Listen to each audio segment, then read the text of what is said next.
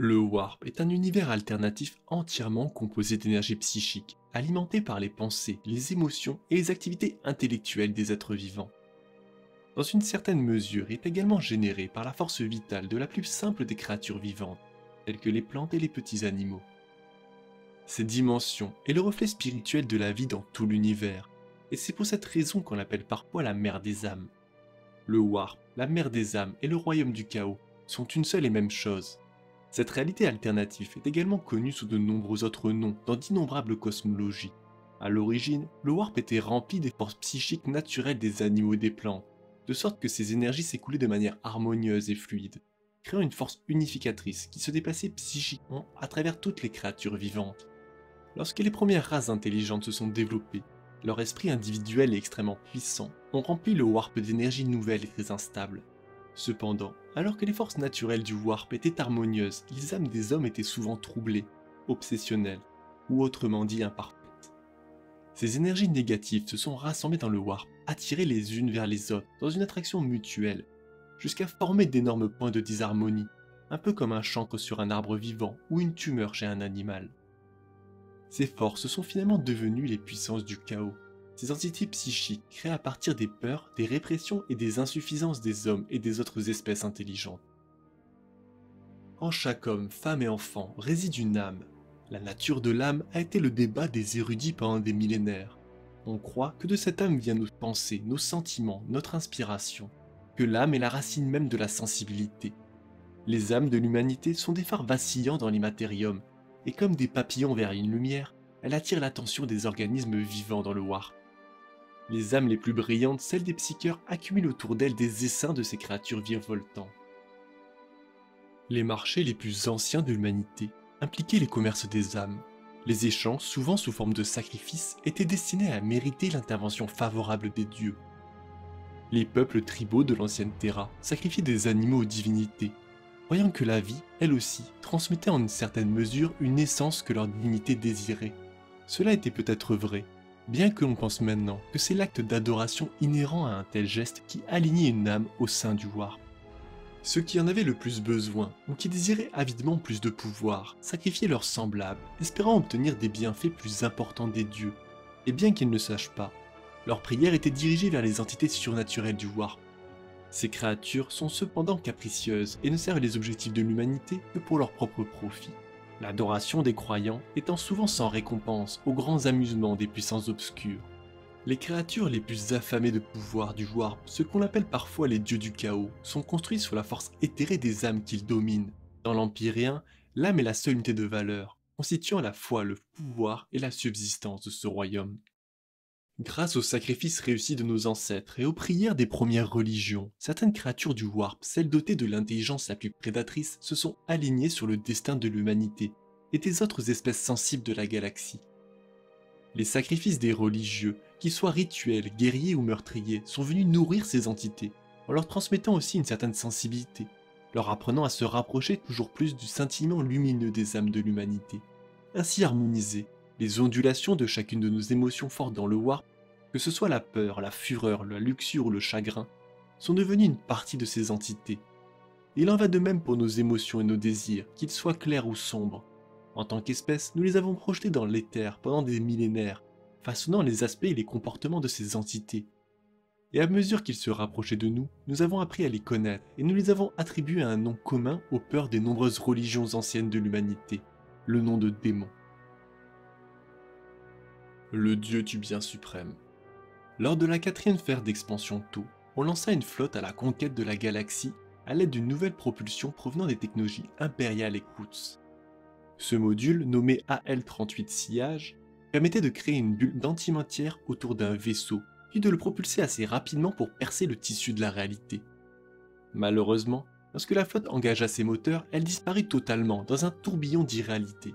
Celle-ci fut jetée à la dérive dans cette dimension, et les trois quarts de ses navires furent détruits par ses habitants, mais le reste fut sauvé de l'oubli par une entité issue du Warp. Il y avait quelque chose là-bas parmi les nébuleuses tourbillonnantes, quelque chose de vaste, plus une impression d'une sensibilité qu'une créature réelle. Cette chose était incommensurable.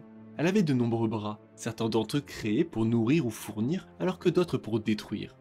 Physiquement, Elle était familière au tau, car elle était construite un peu comme un membre de l'Aune, bien qu'elle soit plus volumineuse et que beaucoup de ses mains aient 5 doigts. Comme si la notion de beauté humaine s'était mêlée à la forme optimale du tau. Elle n'avait pas de visage, seulement un masque vide et impassible. C'était en quelque sorte familier, rassurant même, mais en même temps répugnant. Cette chose regarda de haut les rescapés de la flotte, les inondant d'un sentiment de bien-être, une forme tordue d'altruisme et de communautarisme. On pouvait sentir sa faim grandir, étendre ses nombreux bras d'une extrémité à l'autre de la galaxie, afin de tout refaire à son image. Puis, elle tendit la main avec ses nombreux membres et déchira un trou dans le warp, tel un tunnel qui les attira avec une lenteur presque imperceptible en dehors de cette dimension.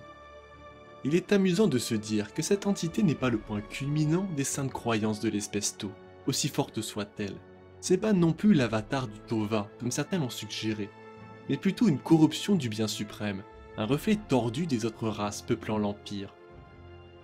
C'est un dieu humain en quelque sorte. Cette entité est la conception du bien suprême par les Gevessa, renforcée par les autres races psychiques, croient eux aussi en ce principe. Pour eux, même une philosophie peut être vénérée. La frontière entre la foi en un concept et la foi en être divin est mince, peut-être même inexistante, les races psychiquement sensibles ayant créé un dieu à l'image du Tova. Imperius, le dieu solaire. Des siècles après la fin de l'hérésie d'Horus, un navire renégat, le Tlaloc, transportant une poignée de espèces marines issues des légions renégates, arrivèrent dans une région de l'œil de la terreur, illuminée par l'Astronomicane. Ils virent alors apparaître autour de leur vaisseau le visage d'un dieu couvert d'un masque d'or brillant, ses traits déchirés dans un rectus de pleurs tourmentés. Les yeux et la bouche ouverts, y était le cri de mort de l'homme immortalisé dans le métal sacré. Des rayons de soleil jaillissaient des bords à la face métallique, formant une couronne étincelante. Le reste de sa manifestation était en contraste avec l'éclat de son homme sacré. Il était maigre, cadavérique, portant une toge unie d'un blanc impérial. Sa peau semblait être un mélange de caramel, né de la génétique ou du bronzage par la lumière d'un soleil naturel. Le maître de l'humanité sous sa forme rituelle en tant que dieu solaire, le prêtre solaire. Le masque d'or s'inclina en signe de tête devant les hérétiques et leur dit : je regarde dans les éternités, j'assiste à la danse des démons, je chante pour toujours dans la nuit sans fin, ajoutant ma mélodie au grand jeu. Je suis Imperius, l'avatar de l'Astronomicane. Je suis venu vous demander de rebrousser chemin.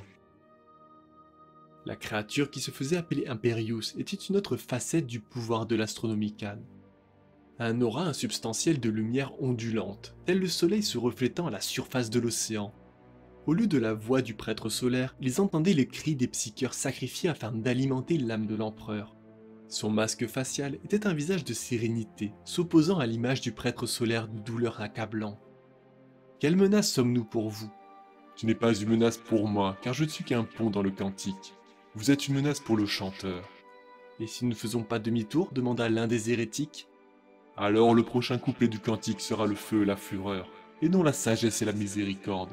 Cela viendra, pas maintenant, pas bientôt, mais en temps et en force. Le destin que vous cherchez à créer ne peut être autorisé à se produire. Ainsi parla le prêtre solaire de la recherche de ces espèces marines d'un certain Ézéchiel Abaddon. Le roi Saphir.